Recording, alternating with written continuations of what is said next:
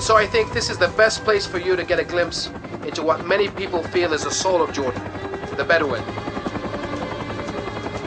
The Bedouins are nomadic tribes that have roamed the deserts for thousands of years, and they're still here today, living down there in those tents made of goat hair. You can see them right below us.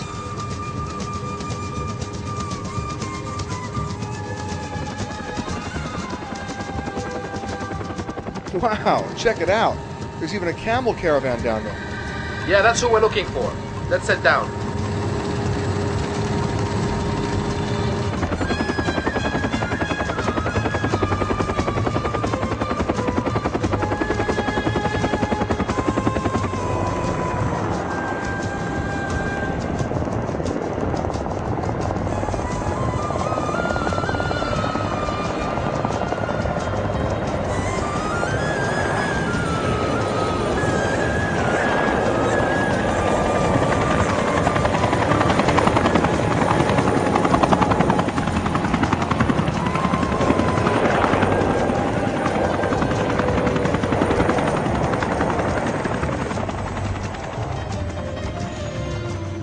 Peter, we call these guys the Desert Patrol.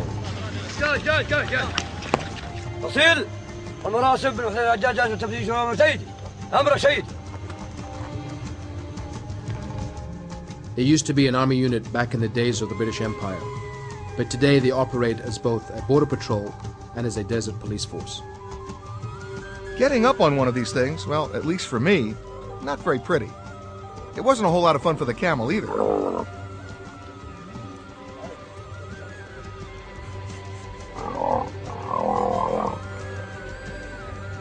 They're it. And there's certain parts of Jordan that the only way you can patrol and secure is on camel. And they enforce a whole different kind of law here, don't they? It ranges from somebody misappropriating a sheep to smugglers trying to cross into Jordan with illicit goods. Oh, really? I know they're part of the police. They're probably the toughest and most disciplined unit in Jordan. And they're the last of a dying breed in a way. Well, I don't think that they'll ever die out simply because of their historical significance. But most importantly, when it comes to understanding the Bedouins and dealing with Bedouin way of life, these are pretty much the most efficient way of dealing with those problems. You see that Bedouin woman? Her life may seem very harsh to us, but she really understands the desert and knows how to make herself comfortable with what little she has around her. Basically, she gets almost everything she needs from her goats, from her food to her tent. We Jordanians feel a fondness for the desert people, and we honor their old ways. For instance, the Bedouins still maintain their code of the desert, where they offer food, drink, and shelter to strangers. You'll always be welcome in a Bedouin's tent, or even on one of their camels.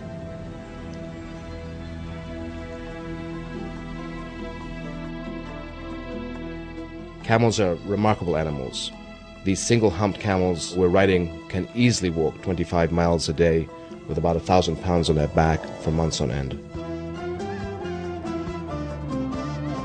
The camel rides are very enjoyable because it gives you a sense of history of going back thousands of years as you go across the desert plains or down through Wadi Rum. And going in a procession with a couple of friends on camelback is very stirring to the heart and the imagination.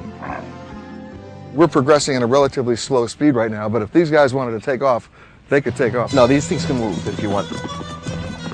But there are even quicker ways of getting around Wadi Rum. Microlight aircraft, ultralight, will give you a bird's eye view of Wadi Rum. And quite a rush as well from the looks of it. Absolutely. Adventure travelers have only recently discovered this place, and it's suddenly become a very hot ticket.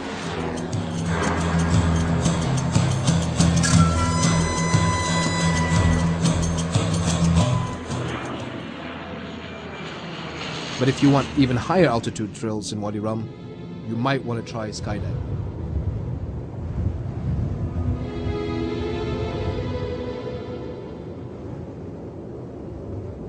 Once again, they won't let me jump anymore. But that doesn't apply to the rest of my family, thank God. My younger brother, Prince Hamza, can't wait to jump.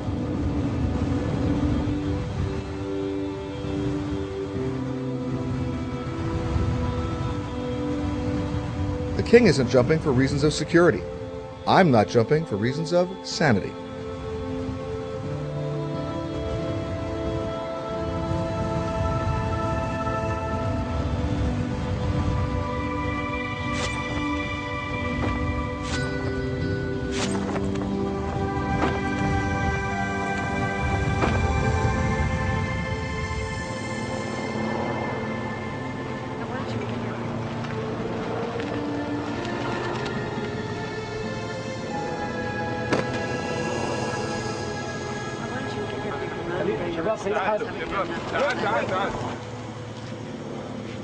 It's really spectacular, and coming down through the hills is amazing. Really makes you realize how small you actually are in terms of the bigger picture.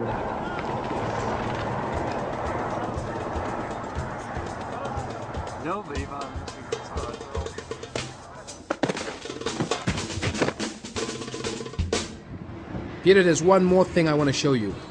As you know, people have been coming to Wadi Rum for years for the tremendous rock climbing, which is really world class. But now there's a hot new sport that's becoming all the rage, and I think you'll find this very amusing. Sandboarding. That's right. You just find a giant dune, grab your board, and trudge up to the top. There are no ski lifts here or anything of that sort, but you'll get a very, very good workout, but it's really worth it. Your Majesty, have you tried sandboarding? Not yet, no. Well, okay, it might be a bit harder than it looks. As for me, I'm sticking to my ship of the desert. Okay, Peter, enough adventure for one day. Up ahead is a Bedouin camp where we'll spend the night. Bedouin hospitality is world-renowned.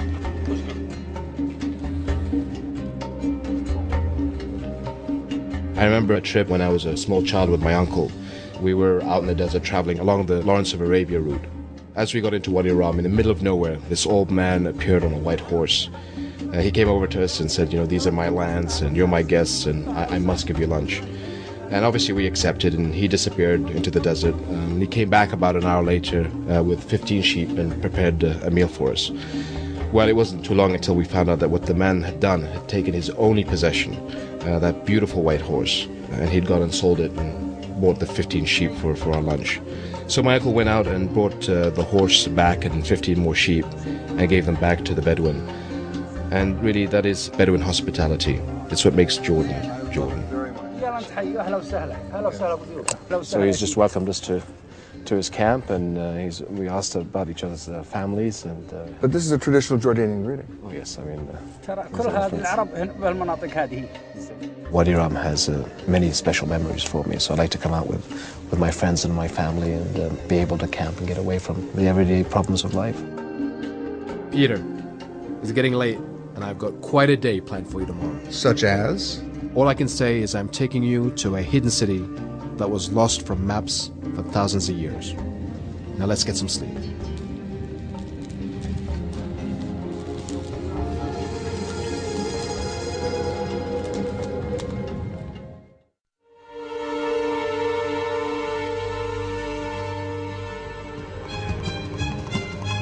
Peter, this morning we're heading towards the lost city that I mentioned to you last night. It's Petra, and it's nestled in the heart of the mountains, and it's one of the most stunning sights in the world. And we're following in the 2,000-year-old footsteps of the camel caravans that brought spices from India on their way to the Mediterranean.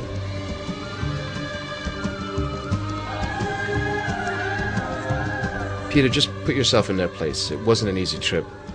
They would creep along step by step for 2 months or more across this parched expanse, searching for water or trying to protect their cargo from bandits. Imagine how they must have felt when they arrived at the giant rock gates of this hidden city and entered the cool shadows of the Sikh, this 250-foot high canyon that snakes its way past carved treasures and into the very heart of Petra.